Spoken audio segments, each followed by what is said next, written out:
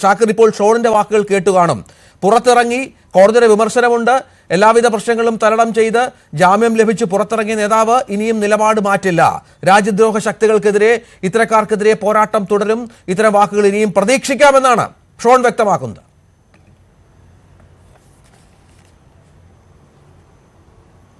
അല്ല, രാജ്യദ്രോഹ ശക്തികൾക്കെതിരെ പോരാട്ടം തുടരണം, അത് നമ്മളൊക്കെ അതേ അഭിപ്രായക്കാരാണ്. പക്ഷെ അദ്ദേഹം പറഞ്ഞത് അതല്ലല്ലോ. ഇവിടെ രാജ്യസ്നേഹികളായിട്ടുള്ള ധീരദേശാഭിമാനികളുടെ പിന്തലമുറക്കാർ ഇപ്പോഴും രാജ്യത്തോട് ഏറ്റവും കൂറ് കാണിക്കുന്ന ഒരു ജനവിഭാഗത്തെ അധിക്ഷേപിച്ചതാണ്. അവിടെയാണ് പ്രശ്നം, അല്ലാതെ രാജ്യവിരുദ്ധ ശക്തികളോടല്ല. അത് വഴി തിരിച്ചുവിടാൻ നടക്കണ്ട. അദ്ദേഹം പറഞ്ഞിട്ടുള്ള ചില കോമഡി ഉണ്ട്.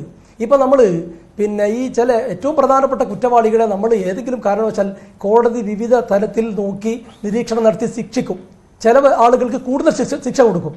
അപ്പോൾ ഏറ്റവും വലിയൊരു കുറ്റവാളി പറയാണ്, മറ്റേ ആൾ ഇന്നെ കുറ്റം ചെയ്തില്ലേ, അതുകൊണ്ട് അയാളെ വെറുതെ വിട്ടില്ലേ, എന്നെ വെറുതെ വിട്ടൂടെ, എന്നെ മാത്രം ചർച്ച ചെയ്യണോ, എന്നെ മാത്രം ശിക്ഷിക്കണോ എന്നതുപോലെയാണ് ഈ PC ജോർജിന്റെ മകന്റെ ഇപ്പോഴത്തെ വാദത്തെ നമുക്ക് കാണാൻ കഴിയുള്ളൂ. ഇവിടെ അദ്ദേഹം പറഞ്ഞത് എന്താണ്? അദ്ദേഹം ആരെങ്കിലും പ്രകോപനം ഉണ്ടാക്കിയിട്ടാണോ? എന്തിനാണ് ഇങ്ങനെ തെറ്റിദ്ധരിപ്പിക്കുന്നത്? ഇവിടെ ഈ SDPയെ കുറിച്ച് പറഞ്ഞു. ഇന്ത്യൻ യൂണിയൻ മുസ്ലിം ലീഗിനെ സംബന്ധിച്ചിടത്തോളം SDP എന്ന് പറയുന്ന അതിന് ആദ്യ രൂപമായി NDF ഉൾപ്പെടെയുള്ള ISS ഉൾപ്പെടെയുള്ള ഇതിനകത്ത് നിന്ന് വന്നിട്ടുള്ള വാദക്കാരോടും RSS ഉൾപ്പെടെയുള്ള ഭൂരിപക്ഷ തീവ്രവാദികളോടും ഒരേ നിലപാടാണ്. ഞങ്ങൾ രണ്ടുമായി കോംപ്രമൈസ് ഇല്ല.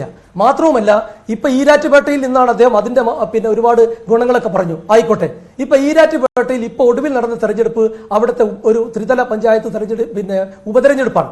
ആ ഉപതെരഞ്ഞെടുപ്പിൽ എന്തുകൊണ്ട് SDPIക്ക് 28,000 വോട്ടൊക്കെ കിട്ടിയെന്ന് പരിശോധിക്കുന്ന ഷോൺ ചെയ്യേണ്ടത്, അവിടെ ഇന്ത്യൻ യൂണിയൻ മുസ്ലിം ലീഗിന്റെ സ്ഥാനാർത്ഥി വിജയിച്ച ഒരു വാർഡിൽ അവർക്ക് കിട്ടിയത് 300 ചില്ലാനം വോട്ടാണ്. SDPIക്ക് കിട്ടിയത് 200 ചില്ലാനം വോട്ടാണ്. അവിടെ രണ്ടാം സ്ഥാനത്തുണ്ടായിരുന്ന CPM എന്ന് പറയുന്ന ഇടതുപക്ഷ മുന്നണിയുടെ കേരളം ഭരിക്കുന്ന പാർട്ടിക്ക് കിട്ടിയത് 69 വോട്ടാണ്. എവിടുന്നാണ് SDPIക്ക് വോട്ട് കിട്ടിയത്? ആരാണ് SDPI വളർത്താൻ ശ്രമിച്ചത്? ഒരു കാലത്തും ഐക്യ ജനാധിപത്യ മുന്നണിയോ ഇന്ത്യൻ യൂണിയൻ മുസ്ലിം ലീഗോ ഒരു തീവ്രവാദ പ്രസ്ഥാനത്തോടും തീവ്രവാദ ശൈലിയോടും യോജിച്ചിട്ടില്ല, ഇനി യോജിക്കാനും പോകുന്നില്ല. എന്നാൽ PC ജോർജ് അവിടെ ഒരു മാഷിയുടെ കൈ വെട്ടിയപ്പോൾ കൈയല്ല തലയും വെട്ടണം കാലും വെട്ടണം എന്ന് പറഞ്ഞയാളാണ്. അത് അദ്ദേഹം മുസ്ലിമായിട്ടാണോ അല്ലെ അദ്ദേഹം വേറെന്തെങ്കിലും ആയിട്ടാണോ? അന്ന് PC ജോർജിന് അങ്ങനെയായിരുന്നു.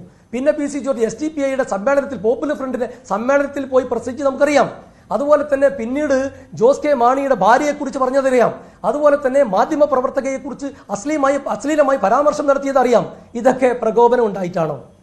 ഞങ്ങൾ PC ജോർജിനെ അറസ്റ്റ് ചെയ്ത് ജയിലിലടിച്ച് അദ്ദേഹത്തെ ശിക്ഷിക്കണം എന്നുള്ള വാദക്കാരല്ല, ഏതെങ്കിലും വ്യക്തിയെ ഉപദ്രവിക്കണമെന്നല്ല. പക്ഷെ ഈ നിലപാട് നിയമവിരുദ്ധമായി ഇത്തരം കാര്യങ്ങൾ ചെയ്യുന്ന ആളുകളെ നിയമത്തിന് മുന്നിൽ കൊണ്ടുവന്ന് മാതൃകാപരമായി ശിക്ഷിക്കണം. ഈ കാര്യത്തിൽ കേരളത്തിലെ പ്രോസിക്യൂഷൻ, അതുപോലെ തന്നെ കേരളത്തിലെ ഗവൺമെന്റ്, പോലീസിന് കനത്ത പരാജയം, കനത്ത തോൽവി സംഭവിച്ചിട്ടുണ്ട്. ഉത്തരവാദിത്വം അവർ നിർവഹിച്ചിട്ടില്ല.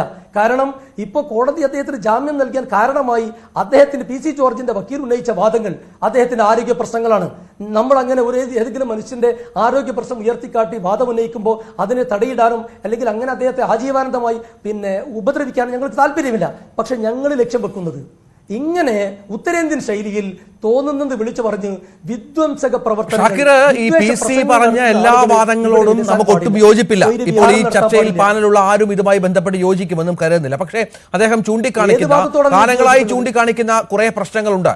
ഈ തീവ്രവാദം വളർന്നു വരുന്നു, പല കേസുകളിലും ശിക്ഷിക്കപ്പെടുന്ന പശ്ചാത്തലം ഉണ്ടാകുന്നു, അങ്ങനെ നിരവധി പ്രശ്നങ്ങളുണ്ട്. അങ്ങനെ ആദ്യഘട്ടം മുതൽ ചൂണ്ടിക്കാണിച്ചപ്പോഴാണ് അദ്ദേഹത്തെ ഒറ്റപ്പെടുത്തിയത് എന്നാണ് അദ്ദേഹത്തിന്റെ ഭാഗം വാദിക്കുന്നത്. അതിനൊപ്പം നിൽക്കാൻ അന്ന് ആരും ഉണ്ടായിരുന്നില്ല. ഇത്തരക്കാർക്കെതിരെ സംസാരിക്കാൻ ആരും തയ്യാറാകാതിരുന്നപ്പോൾ അദ്ദേഹം സംസാരിക്കുന്നു. തുടർന്ന് ഒരു വിഭാഗം ഒരുമിക്കുന്നു, അദ്ദേഹത്തെ പരാജയപ്പെടുത്തുന്ന ഘട്ടത്തിലേക്ക് എത്തുന്നു. അങ്ങനെ അദ്ദേഹം അവർക്ക് വിരുദ്ധനാകുന്നു. അങ്ങനെ സംഭവിച്ചു എന്ന വാദം കൂടി മുന്നോട്ട് വെക്കുകയാണ് ആ വിഭാഗം.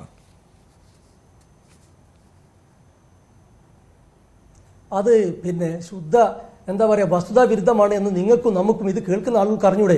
PC ജോർജിന് എല്ലാവർക്കും അറിയാം. ഞാനിപ്പോൾ ഉദാഹരണം പറഞ്ഞില്ലേ, അദ്ദേഹം ഇസ്ലാം മത വിശ്വാസികൾക്കെതിരെ മാത്രമല്ല, അദ്ദേഹത്തിന് ഇഷ്ടമില്ലാത്ത, അദ്ദേഹത്തിന്റെ വാദങ്ങളോട് യോജിക്കാൻ കഴിയാത്ത ആളുകളൊക്കെ ഏതാണോ പ്ലാറ്റ്ഫോം കിട്ടുന്നത് ആ പ്ലാറ്റ്ഫോമിൽ പോയി ഉപദ്രവിച്ചിട്ടുണ്ട്. അത് അദ്ദേഹം 30 കൊല്ലം MLA ആയി എന്നുള്ളത് കൊണ്ട് അദ്ദേഹത്തിന് എന്ത് പറയാമെന്നുണ്ടോ? നിങ്ങൾ എന്തടിസ്ഥാനത്തിലാണ്? ഇപ്പം നിങ്ങൾ നേരത്തെ പറഞ്ഞൊരു പരാമർശമുണ്ട്, അതിവിടെ തിരുത്തണമെന്ന് ഞാൻ ആഗ്രഹിക്കുന്നു. അദ്ദേഹം നേരത്തെ ജോർജ് പറഞ്ഞു മീഡിയ വൺ ചർച്ചക്കെടുത്ത വിഷയം.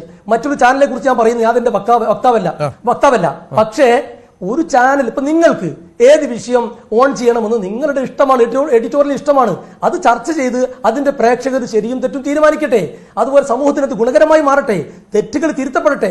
ഇവിടെ നിങ്ങൾ നോക്ക്, ഇപ്പോ യഥാർത്ഥത്തിൽ ഇന്ന് ഷോൺ ജോർജ് മാധ്യമപ്രവർത്തകരോട് വൈകുന്നേരം പറഞ്ഞൊരു സംഗതിയുണ്ട്. അത് നമ്മൾ എടുത്തു പറയേണ്ട ഒരു കാര്യമാണ്. പിന്നെ അപ്പന് നല്ല ചികിത്സ കിട്ടി, ഒരുപാട് കാലത്തിന് ശേഷം പിന്നെ അദ്ദേഹത്തിന് ഒരുപാട് എന്താ പറയാ പ്രധാനപ്പെട്ട രോഗങ്ങൾക്ക് തിരിച്ചറിയാൻ പറ്റി, വലിയ സൗകര്യങ്ങൾ ലഭിച്ചു. എപ്പോ റിമാൻഡിലുള്ള ഒരു മനുഷ്യൻ ആരോഗ്യ പ്രശ്നങ്ങൾ കാരണം ആശുപത്രിയിലെ ഇത്തരം സെല്ലുകളിൽ ഇത്തരം വാർഡുകൾ അയച്ചപ്പോഴാണ് പിണറായി വിജയന്റെ പോലീസും പിണറായി വിജയന്റെ സർക്കാരും PC ജോർജ് എന്ന് പറയുന്ന വ്യക്തിക്ക് ഈ സൗകര്യം ചെയ്തു കൊടുത്തത്. നമ്മൾ അങ്ങനെയാണ് ഇതിനെ കാണേണ്ടത്. ഒരു കുറ്റവാളിക്ക് ആരോഗ്യ പ്രശ്നങ്ങൾ ഉണ്ടെങ്കിൽ അത് പരിചരിക്കണം, മരുന്ന് കൊടുക്കണം, ഒക്കെ ചെയ്യണം. പകരം എന്താണ് ചെയ്തത്? സുഖചികിത്സയാണ് പിണറായി വിജയൻ കൊടുത്തിട്ടുള്ളത്. അതിവിടെ ചർച്ച ചെയ്യപ്പെടേണ്ടതാണ്. കൊടുക്കുമോ? നമുക്കറിയാം ഇവിടെ കോടതി നടത്തിയ പരാമർശങ്ങൾ